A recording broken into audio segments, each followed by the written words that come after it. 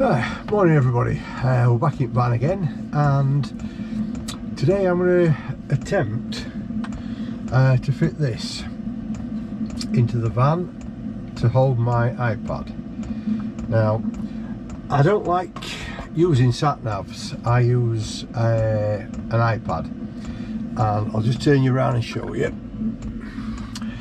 So what I have is my iPad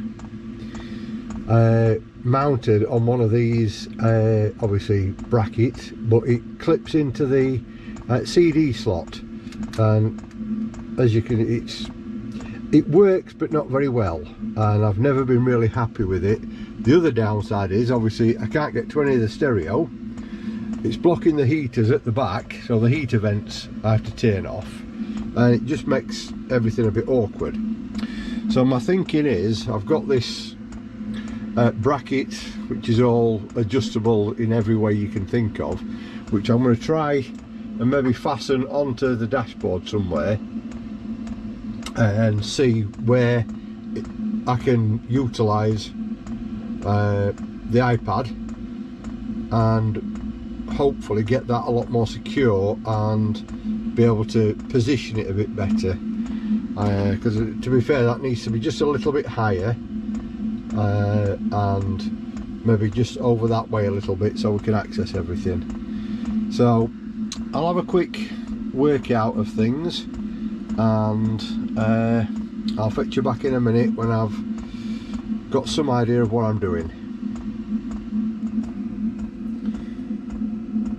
That's the bracket as it sits in the CD player. As you can see, it goes in the slot, and then there's a little, I don't know if you can see that from here,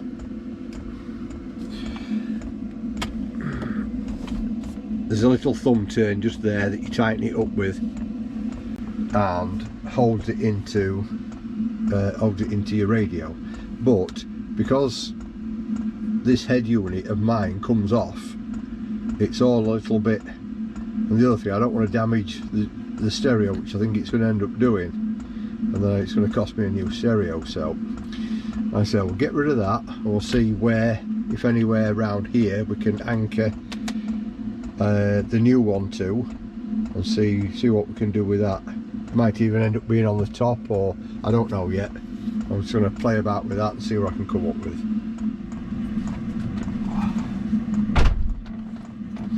Excuse the noise, it's freezing outside, so the diesel heater's on. Right, that's how it looks on the bracket, and what I'm thinking is fastening maybe there so that it sits something like that, and then I can adjust it to where I need it adjusting so I can see it better, which clears the radio. Still need to turn the vents off, but apart from that, I think it might be alright there. So the next thing I've got to try and find out is how, if I can get my hands at the back of here, because obviously this is just plastic. There's a fair bit of weight there with everything. I don't just want to try and screw it on and hope for the best. So what I'm thinking of is if I can drill through, get 4 little nuts and bolts in so it's absolutely solid, but then that means I've got to try and get my hand up the back to be able to get the nuts on the back of the bolts. So that's the next thing, I think, is underwall this lot and then see if I'm able to get my hand up to the back of this bit.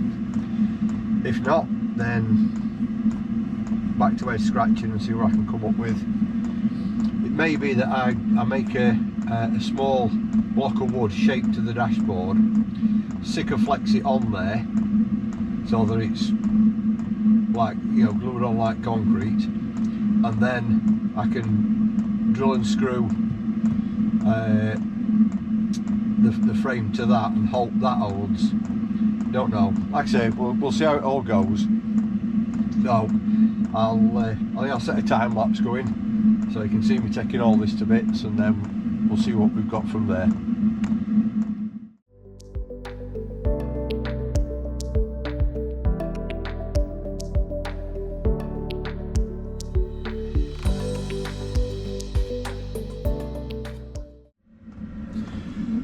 Right, well, as you just saw, that came out, this panel just popped off, came out very easily. I can just get my hand through there now, and I've got access straight to where I want to be, behind there, to get the nuts and bolts in. So what I thought was going to be a really horrible job is not turning out too bad. Well, so far I've just jinxed it now, of course. It's all going to go tits up now, so there you go. Right, I'll have a look at marking up and start drilling and what have you, and we'll see what we can get done with it.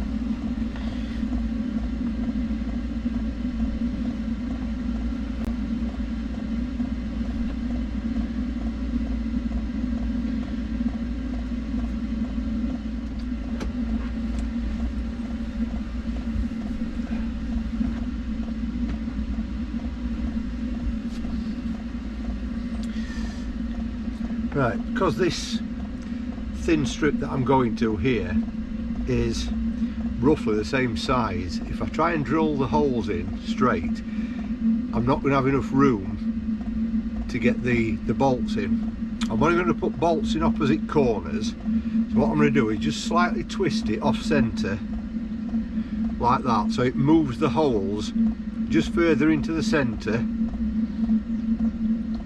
and then hopefully we've got enough room at the back then to be able to get the nuts on. It is quite a thick piece of plastic there. Or do I pull it right over there?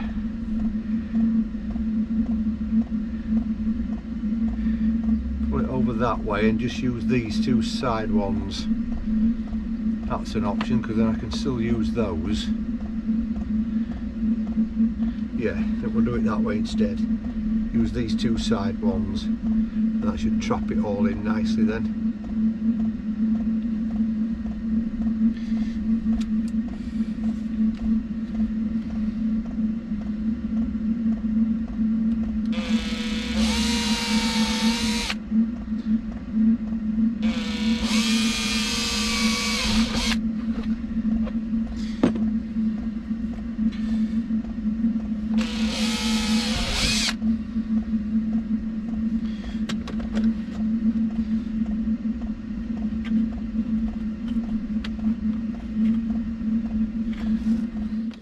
Right, got the bracket on.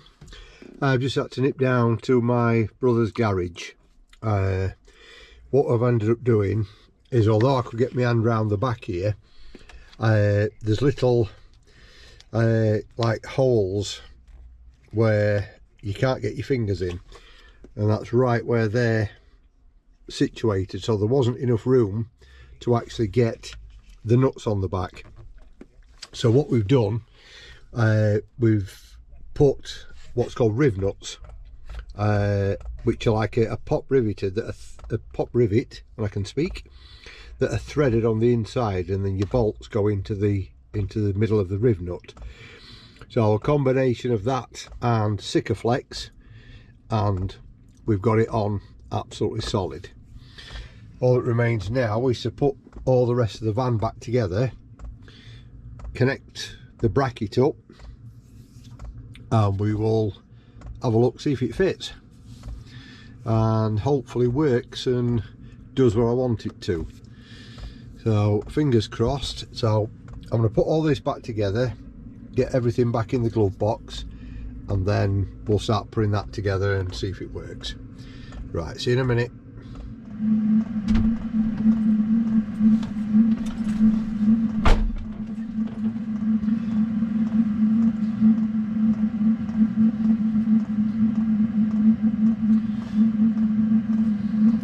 Right, just got it bracketed on now, and as you can see, we can put it basically any way we want and go all over the place, round, up and down, which is working absolutely brilliantly. So right, let's try the iPad in, make sure it's going to do what we want. Right, so drop that in there, pull the other bit over, that's that. Then finding the bracket, it says something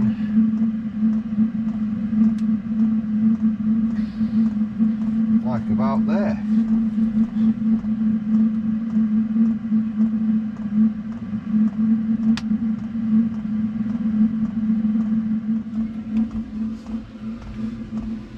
Right, that all seems sturdy enough now and sorted.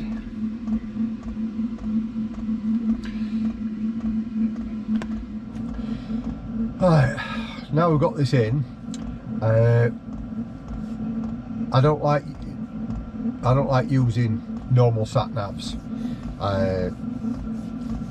Number one, they're always a bit vague, and so what I've been using for a long time is a program, it's a little app called Waze, and it's a free app. You get on Android and iPhone. The problem with my iPhone is when I'm driving and I have it over this side, I struggle to see it. It's just the size of the screen. Even though I've got the iPhone 14 Pro Max, I still struggle to see the screen, which is why I've gone for the iPad.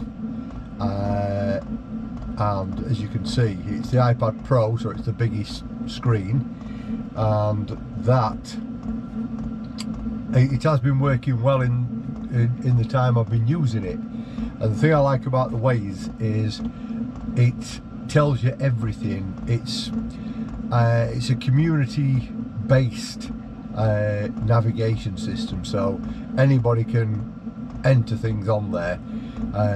If you know there's some roadworks or there's a danger, you can put it in, and it lets everybody else know.